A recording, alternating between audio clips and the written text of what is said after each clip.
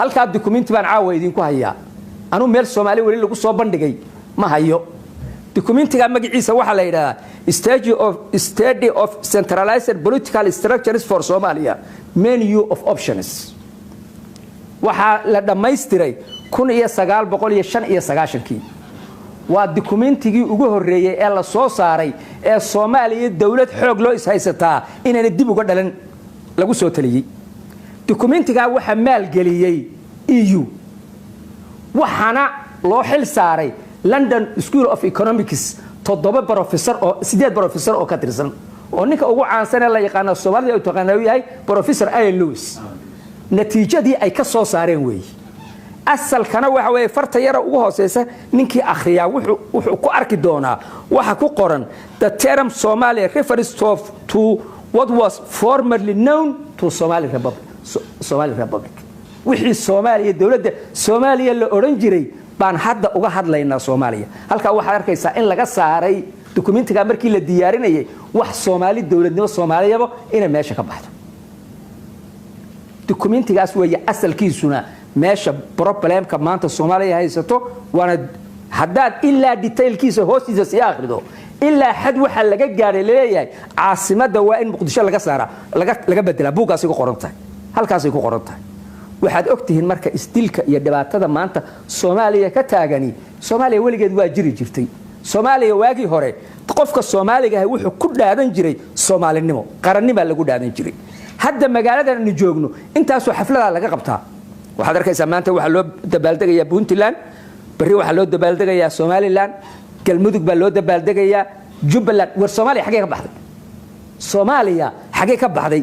dawladnimadii iyo qarannimadii Soomaaliya xagee ka baxday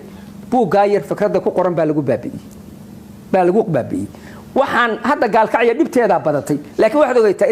inay gaalkacyo ugu horreeynin dawlad goboleedka laga dhisay Baydhabo markii la dhisay talaabadii ugu horeysay qaaday muxuu noqday ciidamay soo kaxaysay calanna way soo qaaday jaziira ka taagtay jaziira oo xamar duleedkeega ka taagtay maamulkii gobolka Banaadirna ciidamo u diray isku dhacii ugu horeeyay halkaas uu ka dhacay meel walbana sidaas uga dhici doona Soomaalidu himilay lahayd xuduud bay eegi jirto dibadday eegi jirto dalalkii ka maqnaabay ku sii jeedo xuduudda dibadday eegi jirtay laakiin hadda waa maxay waxay u soo jeesatay xuduudaha dhexdooda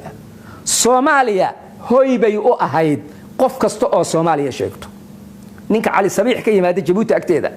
iyo ka Siyoolo ka yimaado iyo ka Hawaas ka yimaado qofka Soomaaliga ay xamarweyne ku dhasho la xuquuqaha wuxuu kaliyo ka xigay waxay ahayd guriga isagu leeyahay iyo beerta isagu leeyahay isku xuquuq bay ahayd laakiin maanta maxaynu aragnaa qof Soomaaliya dad Soomaaliya laga tarxiilayo gobol Soomaaliya la leeyahay uma adalanin meel kala doctor laga soo tarxiilayo waxaan u maleynayaa taas inay cad tahay meesha meel ka xun baynu gaari doonaa federalismku wuxuu ina geliyay ummadii ciriiri hatta dhaqaalihii iyo baabi'iyay waayo xabada mooska ama xabada cambaha ee jilib laga keeno marka ay afkooyo lagu soo cashuuro ee xamar lagu cashuuro ee jawhar lagu cashuuro ee cadaada lagu cashuuro gaalkacyo lagu cashuuro qiimahay ku tagaysa boosaaso alaabta boosaaso laga keeno ilaa qolo kastoo dawlad sheegatay waa inay cashuur rays garaysaa waa inay cashuurtaa waa dhaqaalaha iyo ummadii Soomaalida halkaas la galiyay meel kasta waxa laga dhisay dawlad iyo baarlamaan iyo wasiiro kharashka ku baxaya dawlad goboleed kasto ay maamulkeega iyo madaxdeeda iyo baarlamaankeega lagu bixinayo intaasoo iskuul Soomaalida biyo la'aan baa laysay ceelal bay u qodi lahaayeen wax alla waxay qabanayaan ma jirto wax allaale wax maanta ay u hayaan baarlamaanka dawlad goboleedku wax allaale wuxuu hayaa ma jirto meesha markii ugu horeysay magac federaal iyo soo galaa waxay ahayd waagii gumaysiga wadanka haystay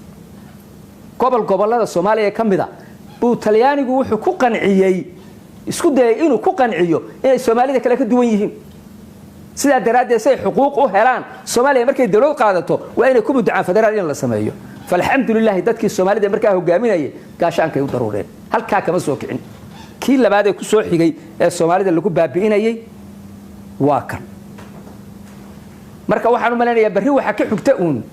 dawladii Soomaaliya jabhada lagu burburiyo cadawba soo hogaamiyay haddana magacii Soomaalinimo dowlad goboleedya bedelay barina waxa